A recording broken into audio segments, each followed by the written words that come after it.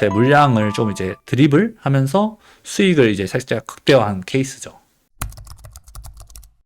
안녕하세요, 천우님. 안녕하세요.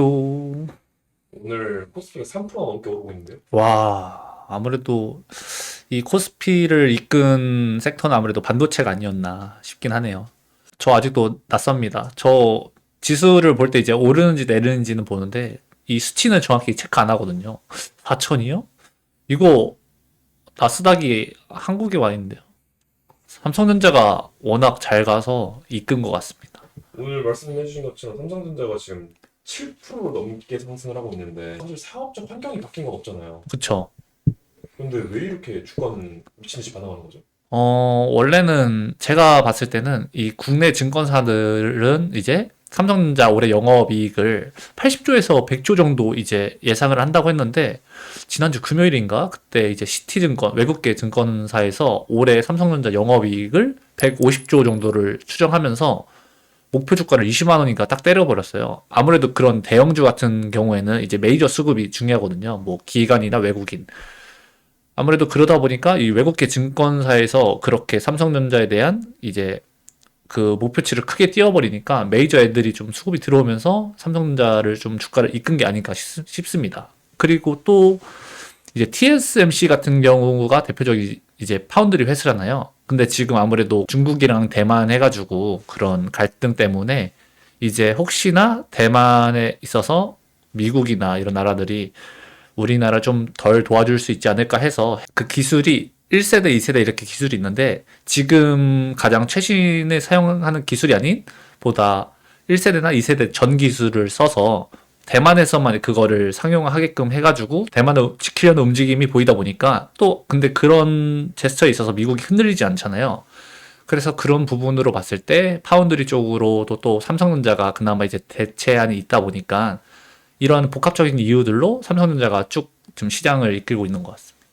오늘 시장 주도하는 종목들로 봤을 때 네, 삼성전자도 당연히 대단하지만 저는 한미반도체도 되게 센 것 같은데. 맞죠. 이게 한미반도체 하면은 기본적으로 이제 TC 본도 해가지고 독점적인 지위로 과거에 한 1, 2년 전에 엄청 상승했던 적이 있잖아요. 근데 그게 이제 하나비전이나 LG전자도 우리도 이제 TC 본드를 만든다고 해서 그 독점적인 지위가 흔들리면서 주가가 크게 하락했었는데 근데 최근 발표된 이제 보고서 자료를 보니 사실상 점유율은 그때보다 좀 더 올랐고 뿐만이 아니라 또 이 한미반도체가 이 EMI 기술적으로도 굉장히 좀 두각을 나타내는 기업이다 보니까 이 주가가 TC본더에 대한 보고서 자료에 더해서 이제 우주 쪽으로도 살짝 엮이면서 더 강하게 올라간 것 같습니다. 이 EMI라는 게 우주 환경에 이제 전자 장비를 싣고 나가게 되면은 지구에서처럼 태양빛이나 이런 복사선들로부터 장비들을 지켜주는 존재가 없기 때문에 EMI를 차단하는 장비가 필요한데 그 분야에서 또 이제 한미 반도체가 워낙 또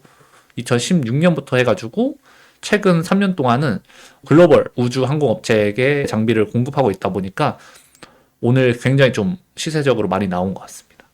한미반도체는 그러면 그렇게 좀 약간 이중 모멘텀 느낌이군요. 좀 살짝 그런 느낌이 있죠. 그리고 우리 지난번 영상에서 네, 광자 쪽 말씀해 주셨는데 맞죠. 그 금요일이랑 오늘 해서 벌써 시세가 나오고 있는 것 같아요. 거의 제가 말했던 대한광통신 같은 경우에는 한 3, 40% 넘게 이미 시세가 나왔고요. 그때 제가 광자 관련해서 딱 세 종목으로 말했거든요. 그 대한광통신, 파이버프로, 그리고 옵티코어 세 개 다 시세가 나왔어요. 이게 오늘 시장을 딱 봤을 때 전체적인 거는 이제 반도체가 이제 지배를 했다 보니까 이런 좀 사소한 수급에는 좀 그 사람들이 인식이 덜 했을 수도 있는데 이 거대한 반도체 시장판 안에서도 광자 쪽이 좀 시세가 나왔다. 근데 뿐만이 아니라 이제 전력 반도체 하면 우리나라 같은 경우에는 최근에 우리 DBI텍이 많이 있었잖아요. 제가 언급했던 종목이기도 하고 이제 우리나라에서 이제 전력 반도체 부분을 이제 국가 전략적 자산으로 인정을 해야 된다. 그런 뉴스가 나오면서 최근에 그 뉴스보다 먼저 DBI텍이 시세가 많이 나왔는데 오늘인가 전일날 그 뉴스가 나오면서 상승했던 이유를 뭔가 붙이는 느낌이 들었습니다. 그러다 보니까 오늘 시장 전체적으로 봤을 때는 반도체가 판이 깔려 있었지만 그 와중에 광자나 이제 또 전력 반도체를 봤을 때 에너지에 있어서 효율적인, 전력에 있어서 효율적인 부분에 시장의 돈이 조금씩 쏠리고 있다. 이런 느낌이 드네요. 꽤 된 영상이긴 한데 네. 26년을 주도할 섹터 이렇게 설명해 준 영상에서 맞죠? DR 설명해 주도 기억하시잖아요. 네, 그리드 위즈 맞아요. 지금 뭐 10몇 프로 상승 중인 것 같은데. 지금 장중이라서 어떻게 마감할지 모르겠지만 그래도 그리드 위즈 같은 경우에도 시세가 나왔거든요. 이것도 이제 뭐 수요에 관한 그거를 우리나라에서 굉장히 많은 점유율로 갖고 있다 보니까 전력에 있어서 단기간으로 그 공급을 늘릴 수가 없다. 그러면은 있는 거 안에서 더욱 효율적으로 쓰자는 메커니즘으로 봤을 때 그리드 위주라는 종목이 우리나라 그 DR 측면에 있어서 압도적이거든요. 제가 그때 영상에서 말한 부분이 조금씩 이제 뭔가 두드러지고 있는 것 같습니다. 제가 26년 딱 봐야 할 종목 이렇게 하면서 이렇게 썸네일 찍었잖아요. 그게 이제 26년이 되자마자 바로 짝 이제 뭔가 시장의 반응이 나타나니까 뭔가 기분이 좋네요. 아무튼 앞으로도 전력 효율이라는 키워드가 되게 중요하겠어요. 한 2거래 정도 봤을 때 그쪽으로 뭔가 좀 시장의 돈들이 움직이고 있다 이런 느낌이 들죠. 근데 조금 더 지켜봐야 되긴 해요. 아, 그러면 오늘 천희원님은 네. 거래는 어떻게 하셨어요? 사실상 삼성전자를 필두로 이런 반도체들이 엄청 잘 갈 때는 이런 데일리 하는 사람들 있잖아요. 트레이더들 분들. 저도 뭐 포함이지만 매매할 게 그렇게 많지 않아요. 왜냐면 이런 삼성전자라는 대어가 올라가면서 시장의 수급을 빨고 있다 보니까 다른 종목들이 돈이 일시적으로 들어온다고 해서 그게 연속적인 시세로 이어지지 않거든요. 그렇다 보니까 삼성전자가 가는 이런 시장에는 새로운 종목이 나오기가 어려워요.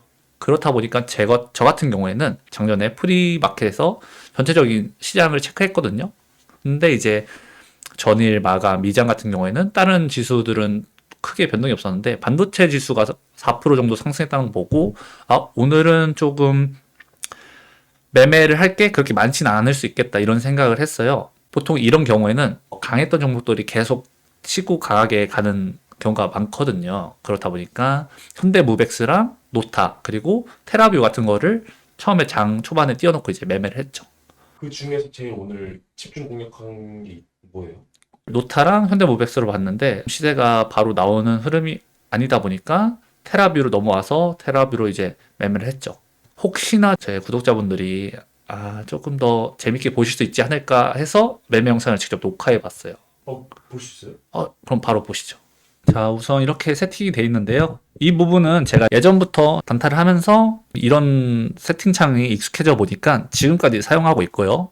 그리고 이제 제 시청자분들이 좀 더 보기 쉽게끔 지금 시장은 어떤 쪽에 많은 이목이 있는지 좀 더 한눈에 보기 위해 실시간 조회수 순위 창을 이렇게 띄워놨습니다. 1등부터 4등까지 전부 다 반도체 관련주예요. 그리고 이미 프리장부터 이 삼성전자 같은 경우는 시세가 나오고 있었거든요. 제주 반도체도. 그러다 보니까 보통 프리장에서 어느 정도 예상을 하는데 이렇게 반도체주가 시장의 중심인 경우에는 종목들이 새롭게 나오기도 힘들고 그러다 보니까 장 초반 좀 강한 종목이 있으면 그런 종목이 그래도 일시적으로 계속 강할 거다라는 이런 대의적인 관점이 같이 예상을 하고 매매를 했습니다. 그나마 금요일 날 강했던 뭐 현대무벡스나 아니면 테라뷰, 노타 이런 거를 장 초반 이제 다른 장에 차트를 띄워놓고 최우선 관심주로 이제 매매를 했던 거죠. 근데 이제 현대무벡스 같은 경우에는 아마 이렇게 개파락이 보합을 시작했다가 쭉 밀렸는데 이런 패턴이 경고가 아니었던 종목이 경고로 지정되면서 신용 물량이 쭉 나온 거거든요. 그래서 이제 이거는 신용 물량이겠거니 하고 과대 낙폭이다 하고 진입을 하려 했는데 아쉽게 사지진 않아서 그냥 넘겼고요. 왜냐하면 이 정도 물량을 그래도 소화하는 데는 적어도 이제 약간의 시간이 걸리겠구나 이런 생각이 있다 보니까. 그리고 또 노타 같은 경우에는 뭔가 좀 대금이나 이런 따라붙는 그런 수급이 좀 약하더라고요. 그리고 그렇다 보니까 이제 현대무벡스랑 노타는 제 관심 후보에서 일단은 밀린 거잖아요. 그리고 테라뷰가 이제 하나 남아 있었죠. 테라뷰는 장 초반 일시적인 갭을 띄우고 나서 매물이 나오면서 좀 밀려가고 있는 상태였습니다. 하지만 제 기준으로는 현대무벡스 탈락, 노타 탈락이었기 때문에 매물이 나오면서 이제 주가가 밀리면서 걸려있는 이 물량들이 가져가면은 다시 시세가 나오면서 계속 강할 수 있겠다라는 약간의 시나리오, 약간의 예상을 갖고 나서 이때부터는 첫 진입을 시작으로 끌고 가는 매매를 해요. 그래서 한번 같이 봐볼게요. 보통 호가였으면 호가 매매였으면 방금 물량이 걸렸을 때 좀 일부 팔았겠죠. 근데 그런 게 아닌 좀 이제 물량을 거의 전부 다 정리하진 않고 일부 수익을 실현하면서 다시 계속 물량을 더 담아가는 그런 끌고 가는 매매를 합니다. 그래서 좀 줄였다가 다시 7,000주 좀 안 되게 늘렸고요. 여기서 물량을 좀 정리했다가 다시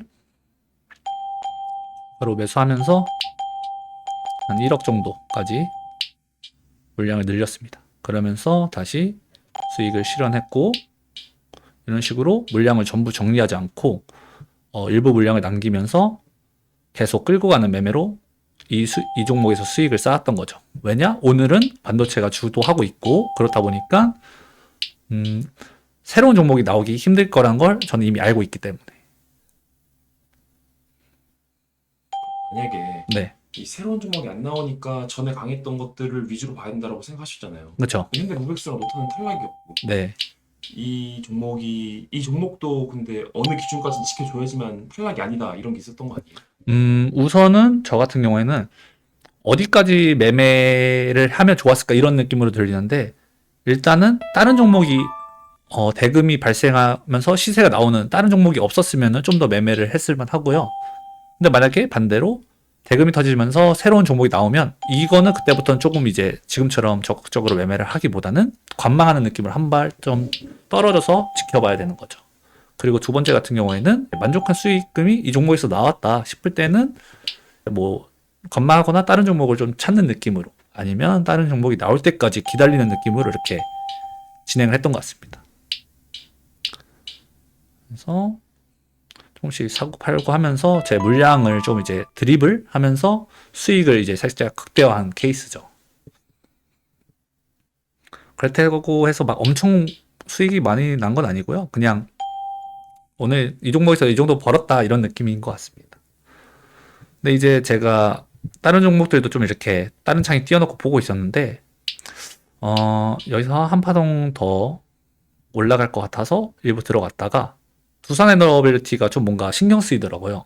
원래 이 종목이 시총도 있다 보니까 저렇게 강하게 터지고 나서 버텨주는 놈이 아닌데 좀 버텨주는 흐름에 이 이후로는 추가로는 진입을 안 했던 것 같습니다. 그 뒷구간에서 좀 더 매매를 하긴 했지만 지금 순간에서는 네, 여기까지만 이제 물량을 싣고 좀 여기까지만 끌고 가다가 딱 이놈이 치고 가면은 테라뷰가 거꾸라질 수 있겠다 싶어서 지금 좀 매물이 나오길래 그냥 네, 여기까지만 매매를 했고 테라뷰에서는 그냥 딱 오늘 300만 원 정도 딱 수익을 마감했습니다.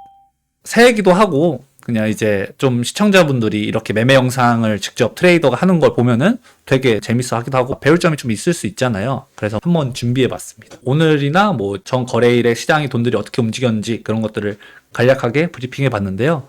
도움이 되셨으면 좋겠습니다. 그리고 이제 25년도가 굉장히 좋은 시장이었잖아요. 제가 봤을 때는 20년 초까지는 그래도 이런 분위기가 조금 이어질 가능성이 있다. 뭔가 어떤 뭐 자연재해적인 뭐 악재가 터지는 게 아닌 이상 작년에 조금 뭔가 성과가 아쉬운 분들도 계셨을 거라고 생각하는데 그런 분들은 그래도 올해까지는 열심히 하면서 매매나 이런 주식의 성과를 바꿀 수 있는 시간이라고 생각하거든요. 같이 열심히 했으면 좋겠습니다. 준비한 영상은 여기까지고요. 새해 복들 많이 받으시고요. 그럼 저는 다음 영상에서 뵙겠습니다. 안녕.